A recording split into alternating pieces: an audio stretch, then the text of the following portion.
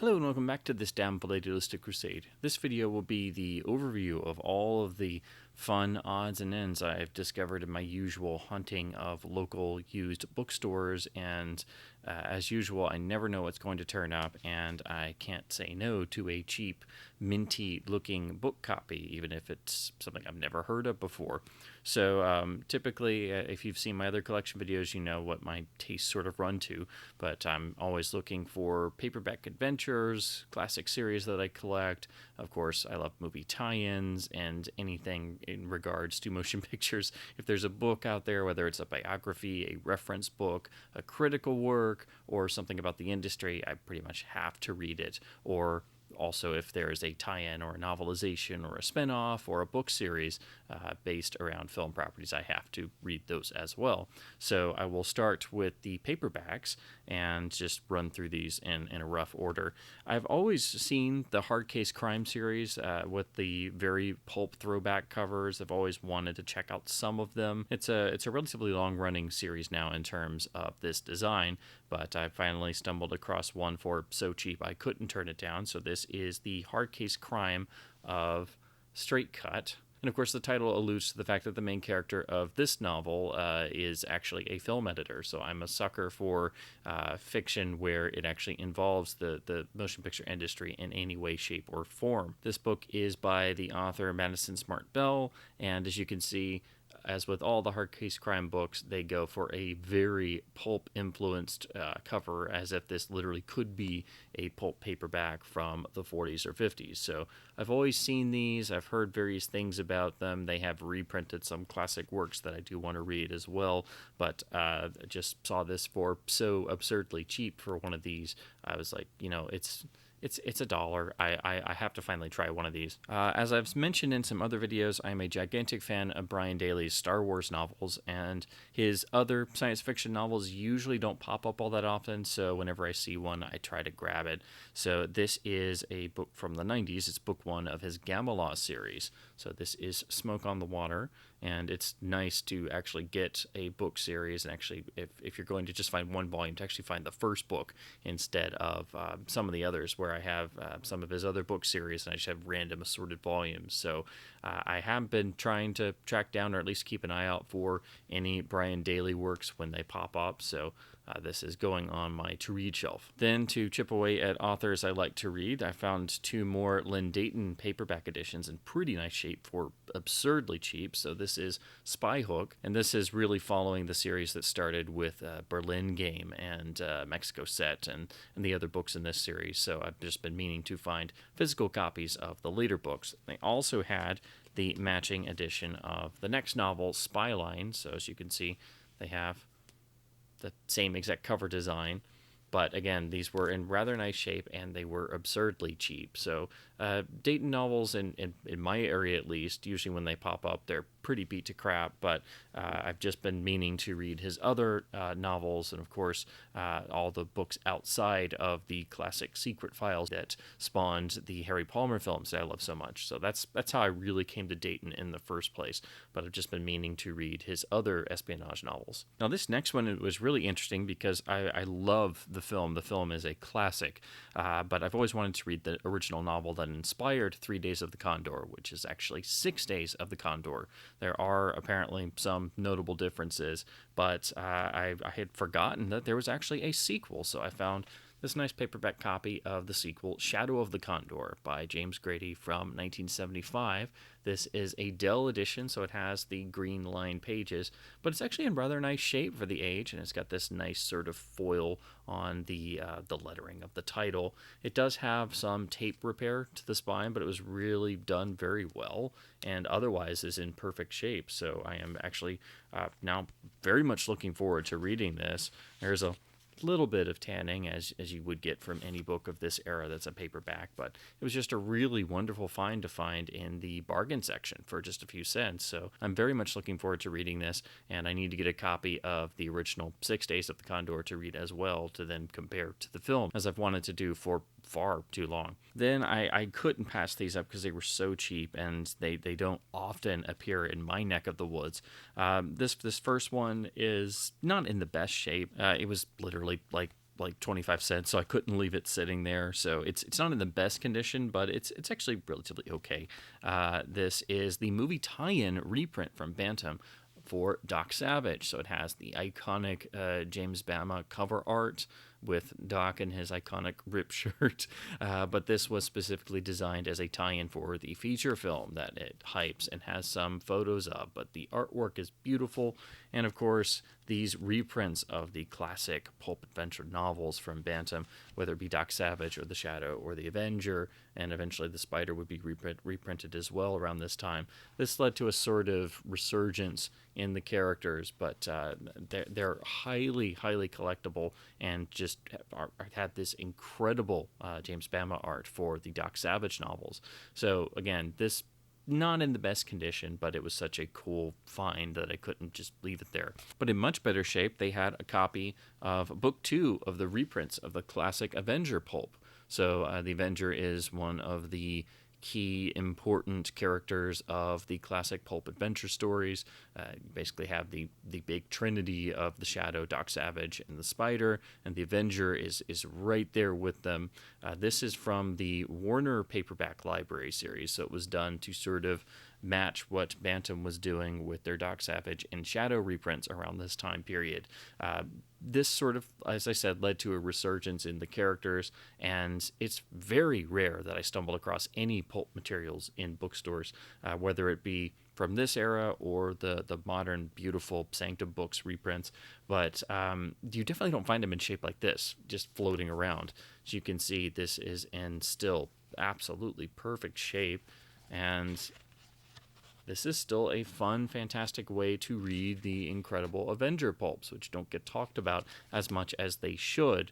The character has been slightly revived here and there, but doesn't quite have the full name recognition that the Shadow or Doc Savage or the Spider do in terms of people who know the big pulp characters. But again, he's sort of right in there with them. You know, if he's not in the big three, he's like in the next three of the classic pulp characters. So this was a really nice surprise because, again, you just don't see these, and if you do, they're usually they're accompanied by a collector's price tag. So I was very surprised to find this and just immediately snapped it up when I stumbled across it in a bargain section. Next is a really nice copy of a novelization I've wanted to read for quite some time. This is the novelization of the 1990 Dick Tracy film starring Warren Beatty. This was written by Max Allan Collins, who wrote for the Dick Tracy strip itself, and I've always been very curious to see how this compares to the film, but it's not a very common novelization. I think I've seen a beat up copy floating around like once before a number of years ago. So I saw the yellow spine sticking out, and I'm like, wait, is that Dick Tracy? So it's got the very yellow spine to obviously mimic the iconic yellow outfit of Tracy himself. And it looks pretty lengthy. It clocks in at almost 300 pages, so I am very much looking forward to diving into this. And in another nice touch that didn't always happen at this time with novelizations, all the chapter headings have a little Tracy indicator right there for the chapter heading, which I thought was a cool little touch. But again, very excited to read this and to actually finally be able to see how it compares to the film itself, which I am quite a fan of, even though it does really deviate from the original material quite a bit. I also stumbled across the fourth in Titan Books' wonderful reprint series of Planet of the Apes material. So this is the fourth omnibus that they published. They're all very thick, as you can see, and they're paperbacks, but this, like the third one that I have, seems to be reprints of novelizations culled from teleplays of the television series. So I know the first 2 volumes of the omnibus series do collect and reprint the old tie-in paperback novelizations of the original films. So I really want to find those because I've read 1 or 2 of the original novelizations, but usually when you find them, they're just destroyed after being kicked around since the late 60s, early 70s. But this was a really nice thing for them to do. All these books were long out of print, and when you find these, they're actually not very expensive, but they are not always necessarily in print. So if you go to look for buying a new copy, they're not always floating around. They are a great value for money because they are quite thick. This one's not quite as thick as the volume 3 that I have, but even though it's slightly thinner, it's still almost 600 pages of classic POTA material. So it's a must for Apes fans, and just a cool thing for a publisher to do because, again, these had never been reprinted before, and the originals are quite rare and hard to find in good shape. And it's a fantastic value for what you're getting, because the list price on this is only $9.99 anyway to begin with, and that's a whole lot of POTA for $10. But wait, there is more, significantly more. So moving on to bigger trade paperbacks that obviously won't fit on the same shelf with your standard paperbacks, I found some really nice editions and some more modern printings of some stuff I've wanted to check out for way too long. I've always wanted to read more Agatha Christie outside of the main character novels, so stumbled across this rather lovely modern reprint of her 1951 book, They Came to Baghdad, which is sort of a spy novel from how I understand it, at least. So it's always been kind of on my radar, but saw this for a very cheap price, and it's, again, a nice modern Harper printing in a lovely trade paperback in absolutely perfect shape, so this was a must. Then I know Mark Gatiss from his great work in terms of classic horror history and being on many home video special editions and extras, and of course his history of horror documentary for the BBC a number of years ago, and many other things. But I also knew that he was a published author, and just never gotten around to reading any of his materials. But I stumbled across a nice printing of one of his Lucifer Box novels. This one is Black Butterfly. It's a later book in this series, but it does seem to very much have a definite sort of tip of the hat and nod to classic stories, and there's very much seemingly a James Bond. There's definitely a Fleming influence here for sure. It wears it on its sleeve, because I kind of flipped through the book when I picked it up and immediately noticed and picked up on that. And I'm like, oh, okay, this is very much my speed. And of course, I really love what he's done in terms of recounting film history, and again, all this participation on special features sections of various video releases. So his is a name that I was very much familiar with, but this seemed very much right up my alley. Now, high up on my to-read list for far too long is a book that you always hear about, but I just never got around to reading it.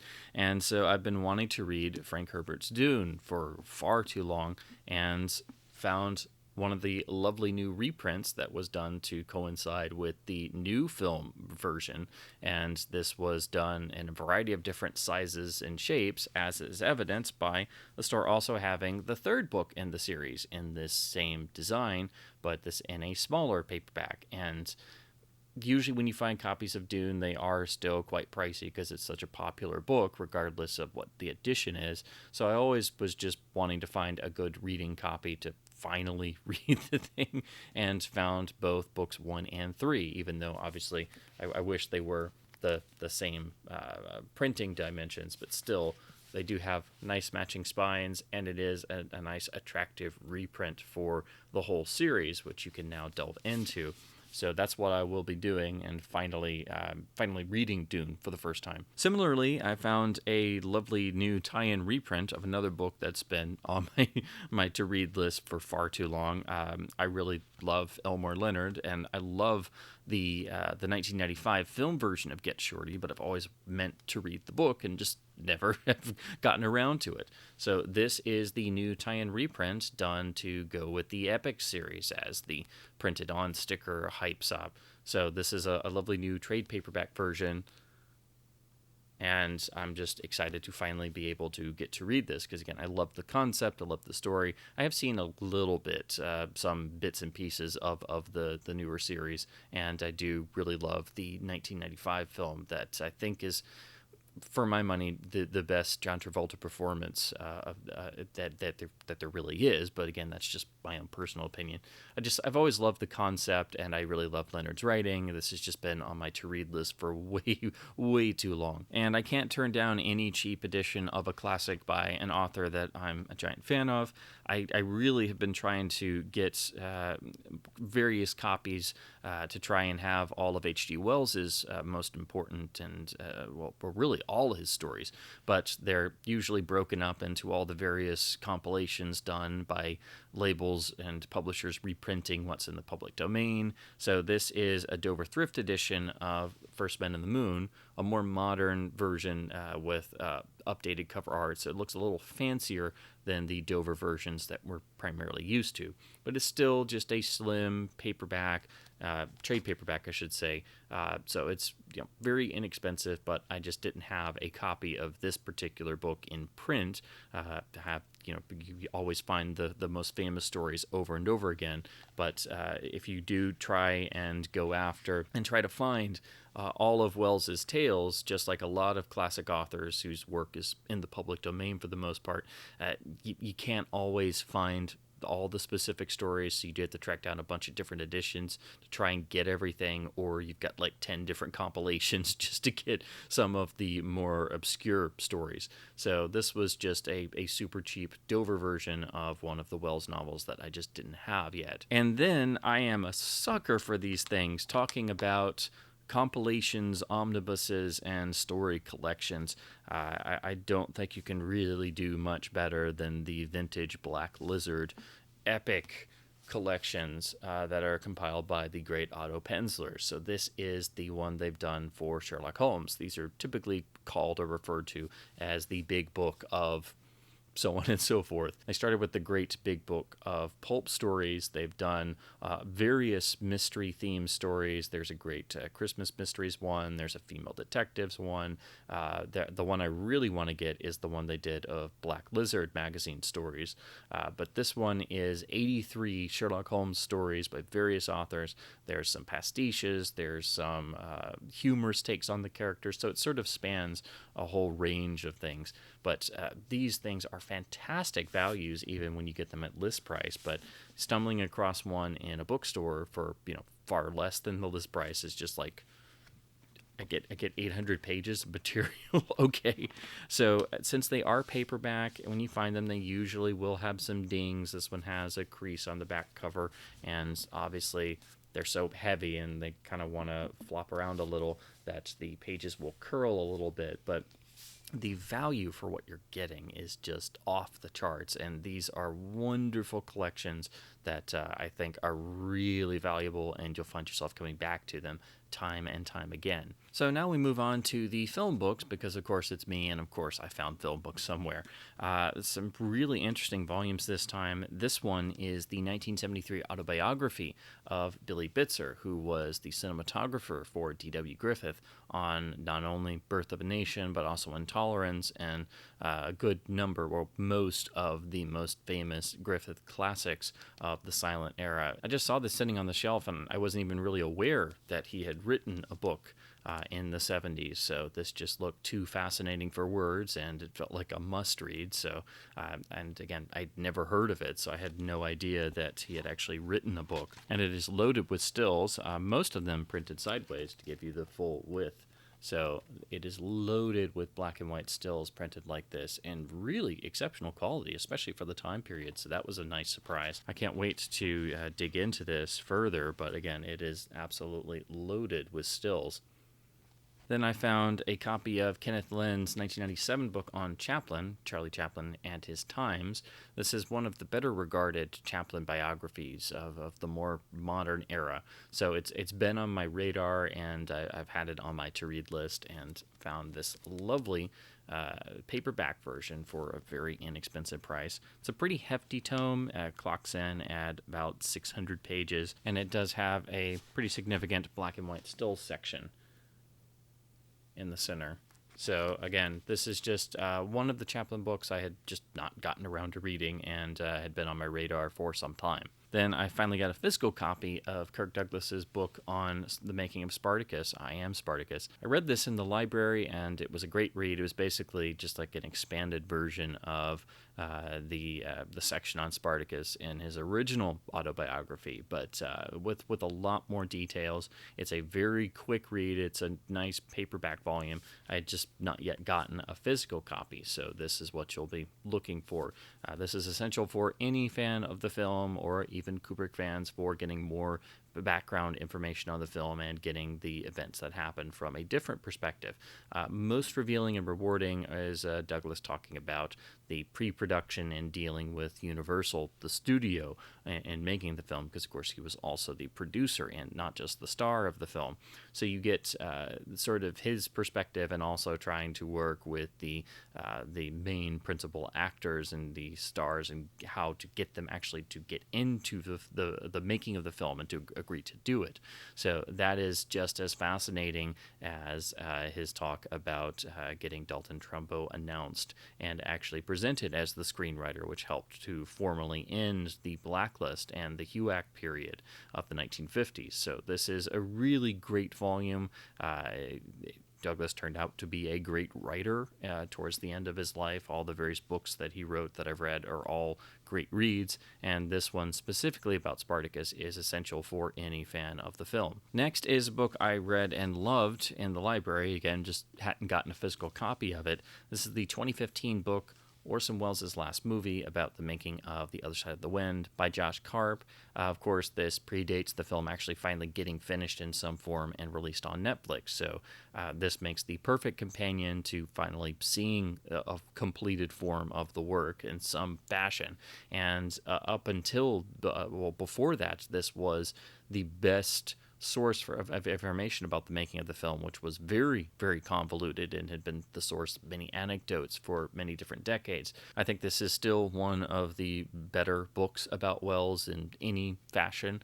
It's a fantastic read, and reading this will really underline just how difficult the process of making The Other Side of the Wind on and off for years really was, and it gets into some of the minutia of the various rights issues and the people involved, and why it took so long to get any version of the film ever released in any way, shape, or form. So it's still a miracle that it did finally happen.